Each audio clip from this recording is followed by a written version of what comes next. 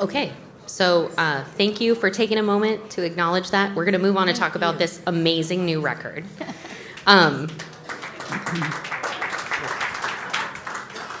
Okay, so the album name Lumina, you intentionally chose that. Can you talk to us a little bit about why? I think I came up with the idea for like illumination, something that has to do with light, and lighting up something. And lumina, I tell you the truth, I wasn't sure if it was a real word until I searched it. I was like, yeah, that, it sounded like it fit the cover and the concept, We were driving down to Austin to visit friends in July, and it was the 100-degree Texas heat, and Independence Day had just passed, and we were feeling pretty dark about everything that was happening in the country. And as we're driving down, I was kind of scrolling through social media, and I saw some artwork by John D. Graham, who happens to be kind of an iconic Austin songwriter, artist, been around forever, and he's just, done some amazing projects. But anyway, he creates these beautiful bears in his artwork, and the bear that I saw, he kind of brought. I think he had drawn it a while ago, but he brought it out, and the little bear is holding a sparkler. And just in that moment of driving, Dave and I were talking about all the things going on in the country, and I saw that, and it was like, oh my God, it just felt like hope. It felt like light. And I told Dave, I said, I'm going to reach out to John D. Graham and see if we can use that for the record. And so that's where that came from. I love that little bear holding the sparkler. Yes. It's awesome art. Yeah. I think it represents It's the on your album. shirt. It represents the album really well. If you want it on a T-shirt, they're back there at the merch table. So let's talk about the music that's on the record. I want to start with "Oh Whoa Oh Oh." So I listened to this song for the first time, and I can't be the only person in here. Has anybody who comes to see Ann and Dave regularly ever thought what it sounds like when they fight with each other? I'm sure it never happens, but I've wondered. So in this song, you put it to melody. How many times did it take you to record that? Oh, the little breakdown thing? The one argument? time. We did it on the first take. On the first take. It came real easy, let me say. And we actually said, well, you want to do it again? And I don't think we could. I don't think we could recreate it. I think that was so spontaneous, we weren't even thinking. It was just... And whenever we fight, there's music in the background. What's usually playing? Carole King?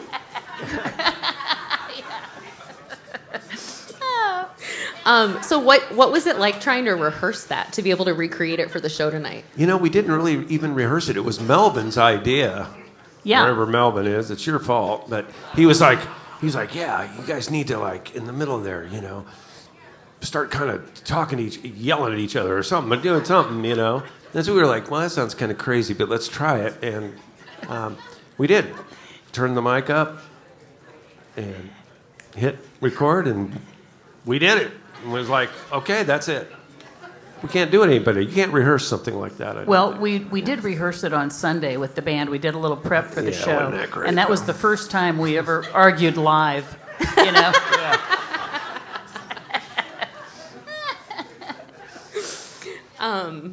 So it's usually in melody like that, regardless of what's happening, or? Oh, yeah, we're always, what are you doing? I don't know, but I'm going to... Yeah, it's like that around our house all the time. I'm so pissed off. Yeah, I'm so pissed off. Take out the trash. Oh, dear. Okay. So, this is your fourth studio album. Is it the first one with a cover? With a cover song? No, we put a cover on all our records.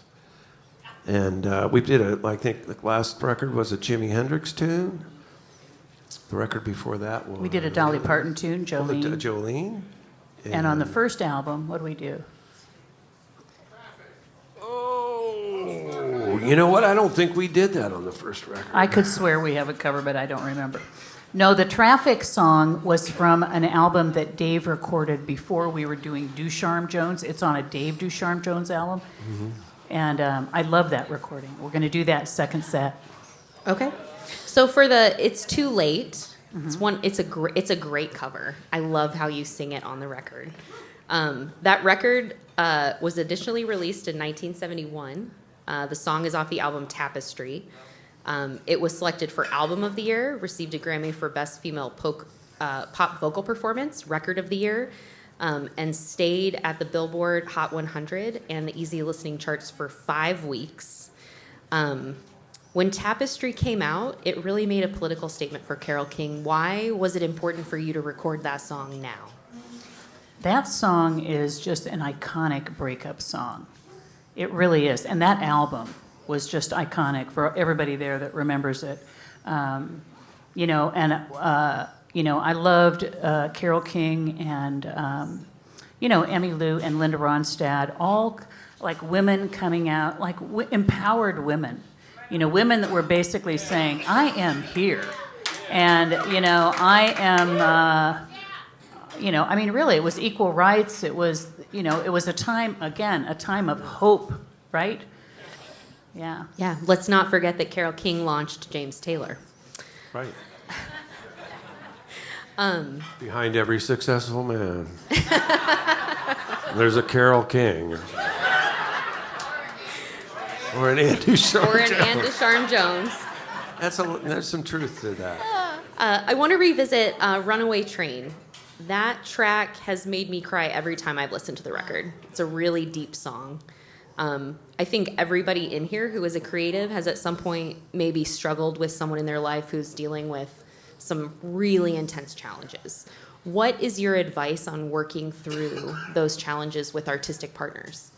First of all, I think artists are probably prone to, mental health issues, just simply because we are sensitive, empathic, emotional, and I think sometimes loss and trauma are part of the history of an artist.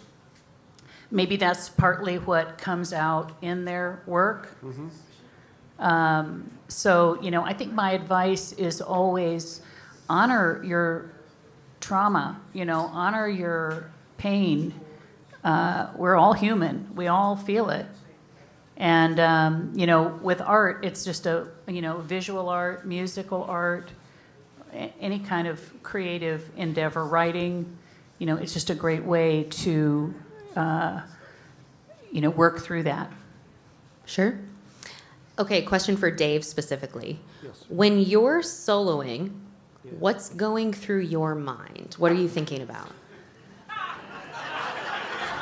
I wish I knew. I hope that I'm not really thinking about much. What I'm trying to do is react to what's going on, I'm more of a reaction type of player, emotionally driven and moved to what I'm going to do. I'm not really thinking more than I'm just trying to feel and put something across that the song is making me feel, the notes I choose and stuff. So that's where I am. I try to be melodic. I try to be,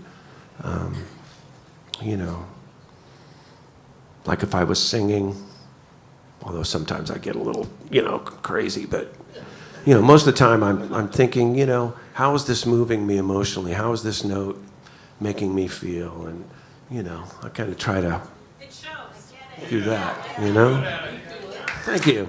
Appreciate that. I've heard Dave, on a couple of occasions, I have heard Dave perform really sick on stage. Like one time at Strange Brew, he had a temperature of 102. I think it started as the gig started, and he was near collapse. In fact, when he took his guitar, he sat in the front row and soloed out of his mind with a fever. It was the best solo on the planet. There we go. It was like he had left his body. It was amazing. I need a fever. It's gonna be a good night. I'm sick as hell. Well, I learned a long time ago, you can't cancel a gig. As a musician, we can't call in sick. We don't have PTO or anything like that. And if you call in sick, which I did once, in San Francisco. Had a great gig. This gig I've been waiting for. I got ill. I called him up. I said, hey, I'm sick, man. I can't do it. Click. Never heard from him again. So I was like, okay, I get it. You're there whether you feel like it or not. Well, it's been a intense virus season, so if somebody wants to cough on Dave, come on up here. Yeah, I need some new licks. Come on. But for real, I know that you spend an incredible amount of time preparing for your own shows as well as other artists that come up here. There's a standard, I think, idea among people that start learning different art forms that it takes 10,000 hours to master something. Would you say 10,000 hours? How many hours do you think you spent playing guitar since Monday Night Live started 5 years ago? Oh, God. I couldn't even calculate off the top of my head. I have no idea. We're not very good at math either. You know, I can that's a real weak point. But it does take a lot of focus and a lot of listening and, you know, prep. And a lot of the stuff isn't like in my wheelhouse, you know, but I have to kind of find my way into it, you know, where it works for me and it works for the person that we're, you know, backing up. So Sure. I spend a lot of time. Well, so speaking of Monday Night Live, tonight we are being treated to Ducharme Jones and their new record, but we've got several other dates coming up this spring. What are you most excited about that's coming up in the next couple of months? I am totally excited about every Monday Night Live we have coming up. So next month, James Tutson is going to join us again. So happy to have him back. At the end of March, we are so thrilled to have Lily Hyatt joining us from Nashville. And we're looking forward to learning her material and seeing, you know, that's just going to be a ton of fun. And then this is something that Russ has been working on. He's wanted to do a classic album for a long time. So we are going to do Jackson Browne, Run It On Empty.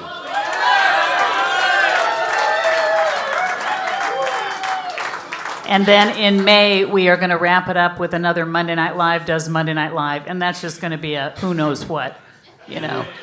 It's still in the planning stages.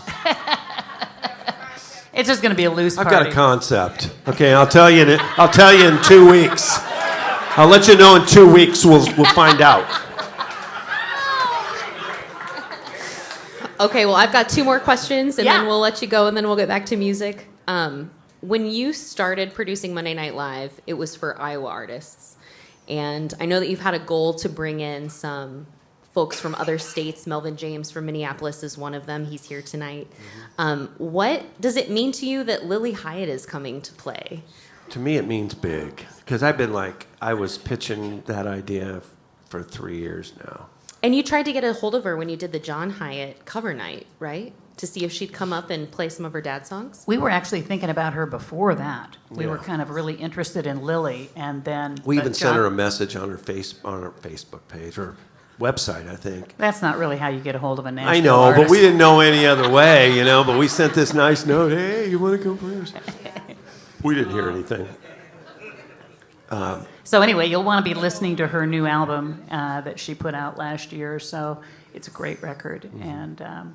Yeah, I'd like to thank, give a shout out to another local business, Vinyl Cup Records, because Luke Dickens was actually the guy who put me in touch.